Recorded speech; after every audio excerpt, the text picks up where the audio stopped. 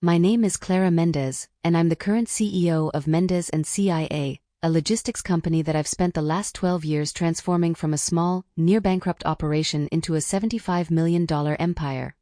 I grew up watching my father work tirelessly to keep the company afloat, working late nights and sacrificing family moments. He always had big dreams for the business, but for years, it seemed like he was always a step behind his own ambitions. When I graduated from business school at 24, he finally gave me the chance to join the business, but not without a fight. I knew I had to prove my worth, and that's exactly what I did. The next few years were all about my dedication to the company. I made tough decisions, landed million-dollar contracts, and introduced new technologies that completely revamped how we operated. It wasn't easy. I literally lived for Mendez & CIA. I gave up my personal life, missed birthdays, and even lost touch with friends, all to ensure the company became what it is today. But at the same time, it was an ongoing challenge to convince my father that I was the right person to lead the future of the company. But what happened that night at dinner changed everything.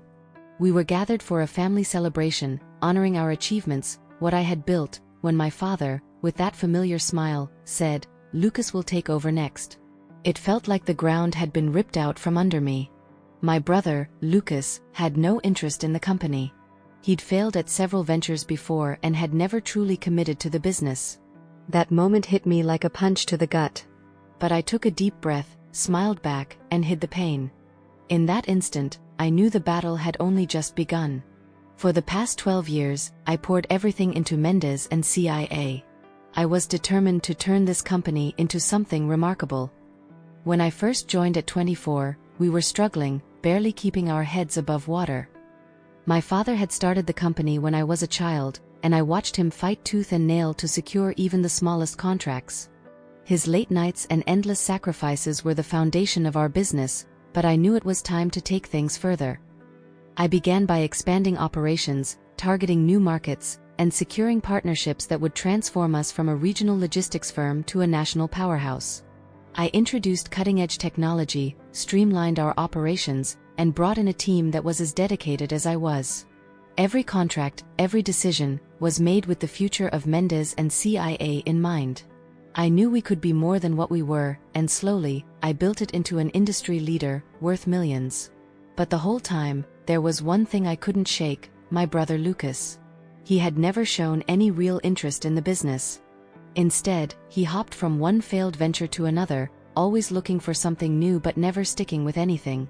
I watched as he pursued power, not growth, and every time he came around, it felt like a reminder that he never truly understood what it took to build a company from the ground up. I did the hard work, but Lucas seemed to think his last name was enough to land him the role he wanted, as if inheritance alone would make him qualified to lead.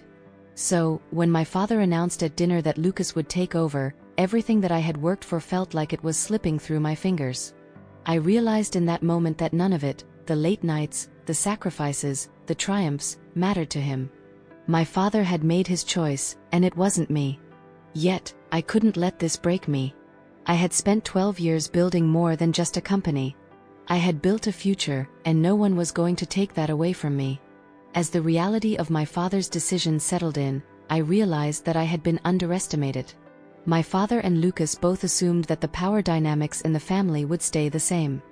They thought that Lucas, the son, would naturally inherit the business, regardless of what I had achieved.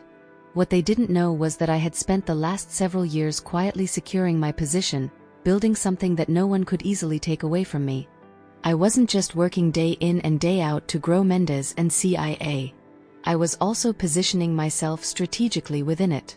While my father was focused on external appearances and Lucas bounced between failed ventures, I was meticulously acquiring more and more of the company's shares. In 2015, I invested heavily in the company to help fund our expansion, and in 2017, when we had a major legal battle, I secured even more shares as collateral. Slowly but surely, I became the majority shareholder. By the time my father made his announcement, Lucas was completely out of the loop. He had no idea about the legal agreements I had quietly put in place. He thought that by simply being the son, he could waltz in and take control of what I had built. But I knew better. I had worked too hard for this, and there was no way I was going to step aside without a fight. I wasn't going to let anyone take what I had fought for, especially not Lucas, who had never put in the work. I had the power now, and I was ready to use it. I had prepared for this moment, not because I expected betrayal, but because I knew better than to trust that my efforts would be recognized by everyone in my family. They underestimated me, and now it was time for them to learn what that really meant. The next morning, I walked into the office with a different purpose. It wasn't just another day at work. Today, everything would change. As I stepped through the familiar doors of Mendez and CIA, I could feel the tension in the air. Employees exchanged nervous glances, whispers had already begun to spread, and it was clear that the news from the dinner had shaken the company to its core. I couldn't show any weakness now. I was ready to take control, no matter the cost. I went straight to my office, shutting the door behind me. I had exactly 15 minutes before my father and Lucas would arrive, thinking they could simply walk in and assume their new roles. They had no idea that the reality was about to come crashing down. I sat down at my desk, took a deep breath, and powered on my computer. The screen illuminated with a list of confidential documents that neither my father nor Lucas had ever thought to look at. I opened the most important file, the Executive Shareholders Agreement. This was my ace in the hole. Signed back in 2015, this document stated clearly that any transfer of executive power, like naming a new CEO, required approval from all the majority shareholders. I knew my father thought he held the reins, but the truth was, I held 60% of the company's shares. At exactly 9 a.m., there was a knock on the door. I didn't respond. The door swung open, and in walked my father and Lucas, both exuding confidence. My father carried himself like a king surveying his kingdom, while Lucas wore that smug, triumphant grin. It took everything in me not to laugh. "Lisa," my father said in his usual authoritative tone, as if he was doing me a favor by acknowledging me. "I assume you're aware of the transition happening today." I leaned back in my chair, a small smile playing on my lips. "I'm aware," I said, my voice smooth. "But I think you're mistaken about something." His face twitched with irritation. He wasn't used to me speaking up like this. "This isn't up for debate. We've already made the decision," he said, his voice tight. I didn't back down. Instead, I clicked a button on the remote, and the large screen on the wall behind me lit up with the shareholders' agreement. I turned to Lucas, then back to my father. "Do you know what this is?" I asked calmly. Lucas shifted uncomfortably. "A shareholders' agreement," he guessed. "Yes," I replied, tapping a specific clause on the screen. "And do you know what it says?" I could see the realization starting to hit. This wasn't just a formality, this was the document that gave me control. I turned back to my father. "You may have thought you were in charge, but you don't have the authority to make that decision. I hold the majority of the shares. I'm the one in control here." The silence in the room was suffocating. My father's face drained of color, and Lucas stood frozen, unable to comprehend what was happening. I wasn't just going to step aside. This was my company, and I was ready to defend it with everything I had. Lucas was the first to react, his face contorting with disbelief. "You can't do this, Lisa," he spat, taking a step forward, but I didn't flinch. His attempt to intimidate me only revealed how little he understood the gravity of the situation. I knew he expected me to back down, to fold under the pressure of family loyalty, but he didn't know me. "I already have," I said coolly, my eyes meeting his. "You may have thought the title was yours by birthright, but I've spent the last 12 years earning it." My father remained silent, his expression hardening as the reality of my position sank in. I wasn't just making a power grab, I was executing the legal right I had secured. The truth was undeniable. My actions over the years had made me the majority shareholder, and there was no way around it. My father couldn't undo the legal agreements we had made years ago, no matter how much he wanted to. I turned my attention back to Lucas, who was still struggling to grasp what had just happened. "Lucas, you're not going to be CEO," I continued, my voice steady. "You can either stay here and take on a new role, one where you report to me, or you can leave. I'll buy out your shares at market value if you prefer." The room was thick with tension. Lucas shot a desperate look at our father, his eyes pleading, but my father remained silent. For the first time, I saw him realize that there was no way to fix this. He had assumed that Lucas, as his son, would seamlessly take over the company. But he had never accounted for my quiet rise, my strategic moves, and the sacrifices I had made to secure my place at the top. Lucas looked to my father for support, but my father said nothing. His earlier confidence had evaporated. Lucas turned back to me, eyes blazing with anger. "You're destroying the family," he said through gritted teeth. But I couldn't let that guilt trip affect me. I had worked for this. I had earned it. I leaned in, keeping my voice calm and composed. "No, Lucas. I'm not destroying the family. I'm just taking back what's mine. You've never earned it." I did. Lucas's anger was palpable, but there was nothing he could say in response. The legal documents were clear, and I wasn't backing down. The look on his face told me everything I needed to know. He knew I was right, and there was no arguing with that. The silence that followed was deafening. My father finally exhaled sharply, his gaze shifting between Lucas and me. I could see the wheels turning in his head, but there was no easy way out. He had to accept it, whether he wanted to or not. "You're making a mistake," my father muttered, his voice tight with frustration. But I could tell he knew he had lost. The family business was no longer his to control. It was mine now. I stood up slowly, my posture firm, and walked past them both. "You'll have to accept this," I said, "because this is the way it is now." I could feel the weight of the moment, but I wasn't going to let it faze me. The battle wasn't over yet, but the first victory had already been claimed. The following days were a whirlwind. I knew my father and Lucas wouldn't let this go quietly. They were already working behind the scenes to turn the board members, senior executives, and our family friends against me. I could feel the undercurrent of unease building within the company, and the whispers started again.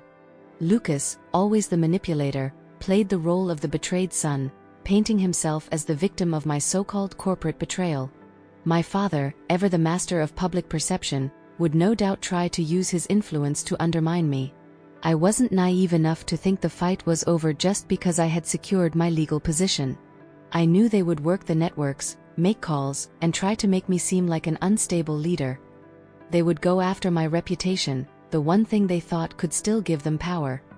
But I wasn't going to give them the satisfaction of taking me down without a fight. I had been preparing for this moment for years. They were not going to destroy what I had worked so hard to build. That afternoon, I called an emergency executive meeting. As I stepped into the boardroom, I felt the weight of the room on me. Half of the executives couldn't even meet my gaze, while the others watched me too closely, almost as if waiting for me to slip.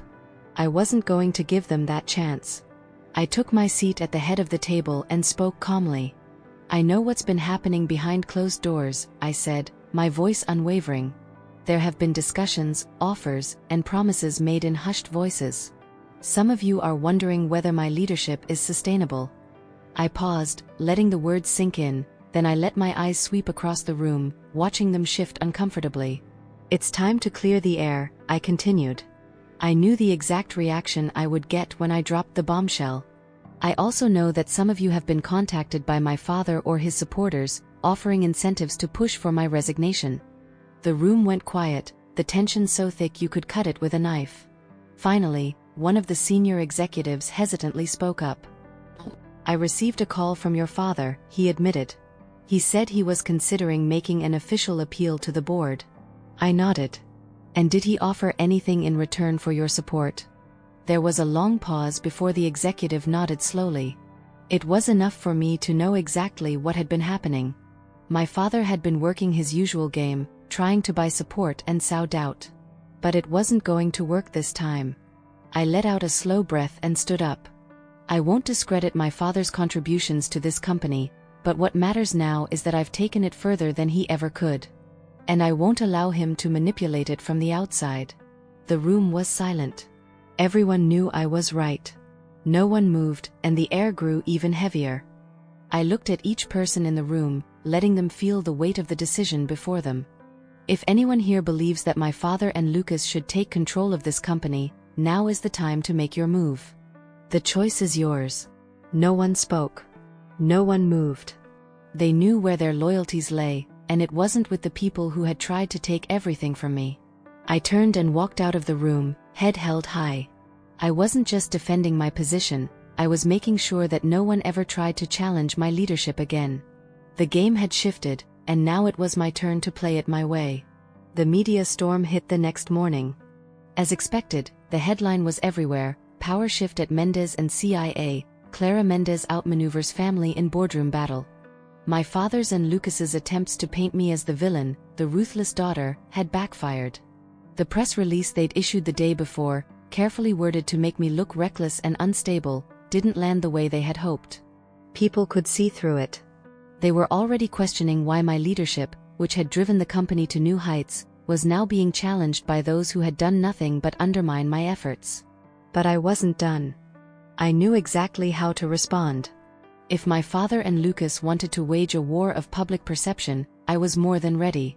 I could play the media game just as well as they could, and this time, I wasn't going to let them control the narrative. Instead of issuing a defensive statement, I made a call to an old friend in investigative journalism. Someone I knew had the credibility and the resources to expose what had really been going on behind the scenes. I didn't waste time with vague accusations. I sent over documents, emails, financial reports, everything that painted a clear picture of how my father had mismanaged the company for years. These were the same issues I had spent years quietly fixing while he played the role of a patriarch, believing that his status alone would keep him in control. The story hit the press within 24 hours. It was brutal, but it was the truth. Mendez and CIA's financial health had been a mess for years. My father had made poor decisions that left us with hidden debts, a tangled web of bad investments, and questionable practices. But I had been the one to clean it up, and now the public knew it. The article praised my leadership for turning the company around, while simultaneously tearing down the legacy my father had tried to protect. The board members, who had been wavering, finally stopped questioning my leadership. The investors, who had hesitated, now saw the truth. My father had no ground to stand on, and Lucas's complaints fell flat. The public opinion was turning in my favor, and there was no coming back from that for them. 2 days later, my father called me. I let the phone ring 3 times before picking up. Clara, he said, his voice tight, we need to talk. I leaned back in my chair. Do we? There was a long silence before he sighed. You didn't have to do that. I let out a small laugh. Neither did you, I said softly. If you wanted me to protect the legacy, you should have trusted me with it instead of trying to take it from me. Another pause. Then he asked, almost reluctantly, what happens now? I exhaled slowly. Now? Now I make sure they can never touch this company again. The war had been fought, and I had won. But as I sat back in my chair, a sense of emptiness began to settle in. I had spent the last 12 years building this company, protecting it, fighting for it.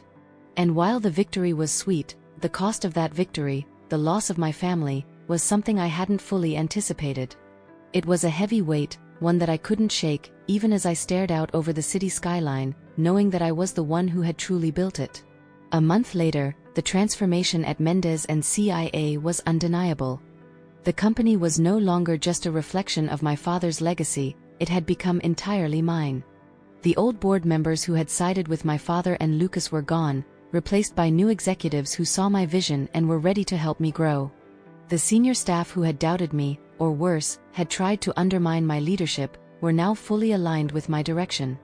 There was no more questioning of my authority. With the distractions of family drama behind me, I was finally able to focus solely on what I had set out to do. The company that had once been a source of constant struggle was now an unstoppable force. I implemented new initiatives my father had always rejected, modernizing systems, exploring new industries, and taking risks that he had been too cautious to even consider. In just 6 months, profits soared. In a year, we crossed the $100 million mark. The victories kept coming, but as I sat at the head of the table, leading my team, I couldn't shake the emptiness I felt inside. For all my success, I had lost something that no amount of money or business growth could replace: my family. Despite everything I had accomplished, despite proving myself to the world, there was still a lingering ache. I had longed for my father's approval, hoping that if I worked hard enough, if I built something strong enough, he would see me for who I was. But in the end, he never did. And worse, I realized, he probably never would.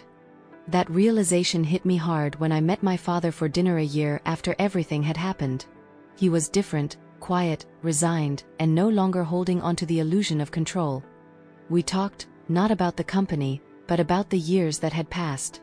He admitted that he had underestimated me, though it wasn't exactly an apology. Still, I didn't need that from him anymore. I had built the company I wanted, and it was thriving. And for the first time in my life, I didn't need his approval to know that I had succeeded. We clinked our glasses that night, but it wasn't a toast to family. It was a toast to the company I had built, the empire I had forged, and the power I had earned. It wasn't the future my father had envisioned, but it was mine. And for the first time in my life, I felt peace, not because I had one, but because I had stopped seeking validation from anyone but myself.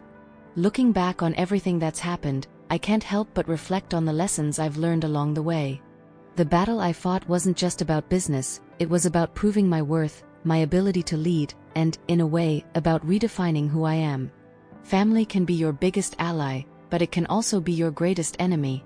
I've spent most of my life trying to prove to my father that I was just as capable as Lucas, that I deserved my place at the table. But in the end, I realized something important: I didn't need his approval. What mattered was what I built and how I fought to protect it. I learned that loyalty is a currency, but it's not something you can assume will always be given. Loyalty has to be earned, just like power. There's also a painful truth I had to face: the business world doesn't care about your family ties. It doesn't care if you're the son or the daughter, or if your name is etched in the company's history. What matters is what you can deliver, what you can achieve, and how you can secure your position in the long run. I spent years working harder than anyone else, putting the company first, and securing my place in it. It wasn't about favoritism, it was about earning the right to lead. And I did that. But perhaps the most important lesson I learned was that power isn't something you're given. It's something you take. The only way to truly prove your worth is to stop seeking validation and to build something so strong, so undeniable, that they can't ignore you. I stopped fighting for recognition and started building for myself, for the future I wanted, and for a legacy I could control. That's when I finally felt at peace. Looking out over the city skyline, seeing everything I've built, I know that no one will ever take it from me again. The war may have been hard, but the victory I achieved wasn't just about winning, it was about reclaiming my own future. And now, for the first time in my life, I know that I've done something that can never be undone. I've made myself untouchable. And that feeling? It's indescribable. Now, as I sit in my office, overlooking the city that I built my empire in, I realize that the journey I've taken has shaped me into someone I never thought I could become. I'm not just the CEO of Mendez and CIA anymore, I'm the architect of my own success. The power I hold is mine to keep, and the future of the company is entirely in my hands. It wasn't just about outmaneuvering my father or proving myself to Lucas, it was about proving to myself that I could build something from nothing and protect it at all costs. I've spent years battling for control, not just of the company, but of my own destiny. And now that I have it, there's nothing anyone can do to take it away from me. But even as I enjoy this success, I'm not naive enough to think that the battle is truly over. There are still challenges ahead, and I know that the same people who once tried to undermine me won't just disappear. My father may have retired, but the legacy of his decisions still looms over the company. There will always be people who question my leadership, who wonder if I'm truly the right person to guide Mendez and CIA into the future. But now, I'm not worried about that. I've spent years building my foundation, and no one can shake it. What matters now is continuing to push forward, innovating and expanding the business in ways that no one ever thought possible. I've learned the hard way that power is fragile, and it can be taken away in an instant if you don't keep fighting to hold on to it. That's why I'll never stop. Mendez and CIA is stronger than ever, and I'm not just fighting to keep it, I'm fighting to make it untouchable. Every decision I make from here on out will be about securing a future where no one can challenge me, where my vision can continue to thrive without interference. I've already won, but this is just the beginning.